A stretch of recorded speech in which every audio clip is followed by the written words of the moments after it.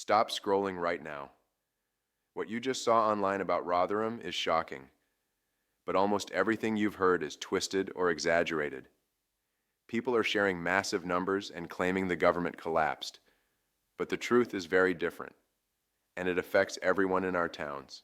Stay with me, because I'm going to show you exactly what really happened, who was involved, and why the viral videos you saw are hiding the real story. By the end of this video, you'll know the facts that the media won't tell you, and you'll be able to see through the fake claims yourself. Don't blink, because every second matters in understanding this crisis. If you want updates like this, clear, calm, and only from me, hit that subscribe button right now. This channel is my space to share the real story behind every big news event, and I'll be uploading more videos on this exact topic very soon, so you don't miss a single update. Join me here, and you'll always get the truth first. What people are seeing online about Rotherham Migrant hotels being surrounded by 100,000 people and Starmer losing control is dramatic and alarming, but the real story is more complicated and important to understand, so stay with me because I'll explain what actually happened, why people got angry, who was involved, and what you should watch for next. In simple words, in the summer of 2024, there were violent scenes outside a hotel in Rotherham that was being used to house asylum seekers. Windows were smashed, objects were thrown, and there were attempts to set fire to the building, with police stepping in and some officers getting injured. These events were shocking and dangerous for everyone there, including the people living in the hotel. These events really happened, but the claim that more than 100,000 people surrounded the hotels or that the government instantly collapsed is false. It is a dramatic exaggeration that spreads quickly on social media and viral channels. Let's break it down so it's easy to understand. First, why were people angry? The anger started because rumors and social media posts spread fast, mixing fear about local change with anxiety about safety and services. In several towns across the UK, hotels used to shelter asylum seekers became flashpoints because locals said they were not properly informed about who would move in. Some had genuine concerns about safety for children or pressure on local services, and these worries were amplified online and by political voices framing the situation as a crisis. That combination, fear, poor communication, and online amplification, created a powerful reaction. Second, who joined the protests and how did they turn violent? Police and reporting clearly distinguish between peaceful locals raising concerns and organized far-right groups or outsiders using the protests to push racist and violent actions. Footage showed masked people, crude weapons, and attempts to break into buildings. So calling the entire crowd violent or extremist is misleading.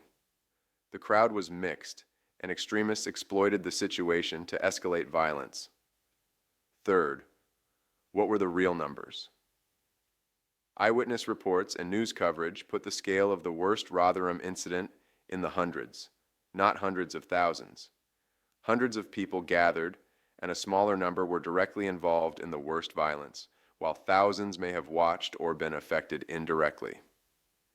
Big round numbers like 100,000 are almost always exaggerations meant to shock, so always check carefully. Fourth, what does this mean politically for Starmer and his party?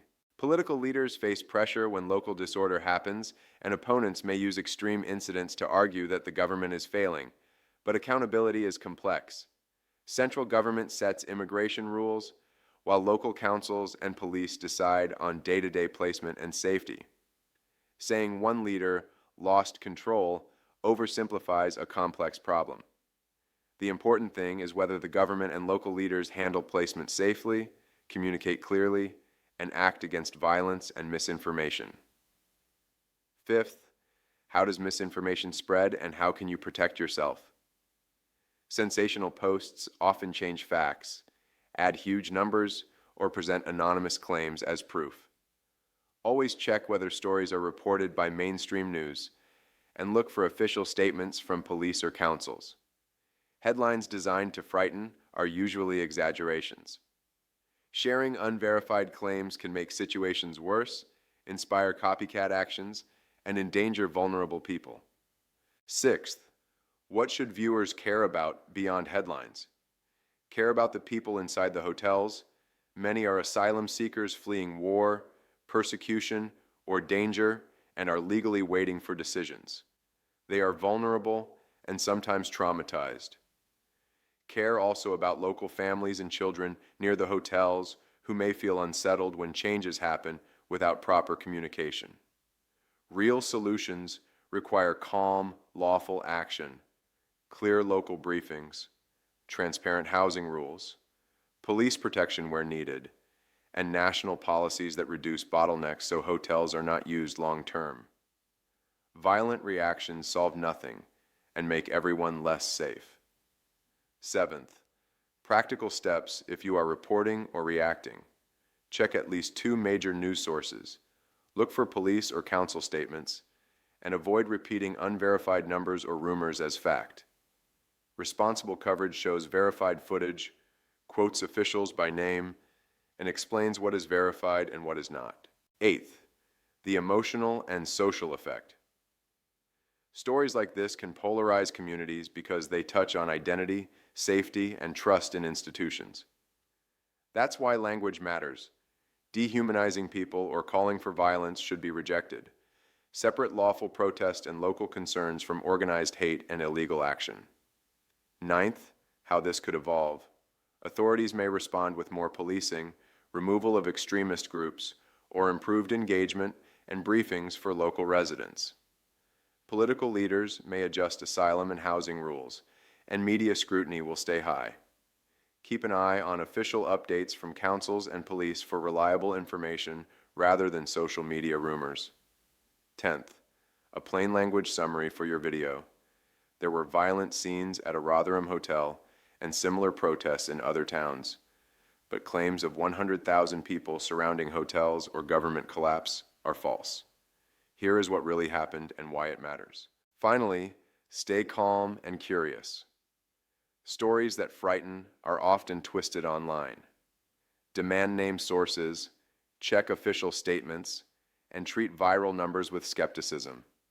For a video hook, you can start with, "Don't click away." The viral video you saw is dramatic, but the truth is different, and it matters for everyone in our towns. I'll show you what really happened and how to check it. For a subscribe request that feels personal, you can say, "If you want clear, calm updates from me, facts first, rumors second, hit subscribe now." I post exactly this kind of local explainer so you don't miss what's actually true.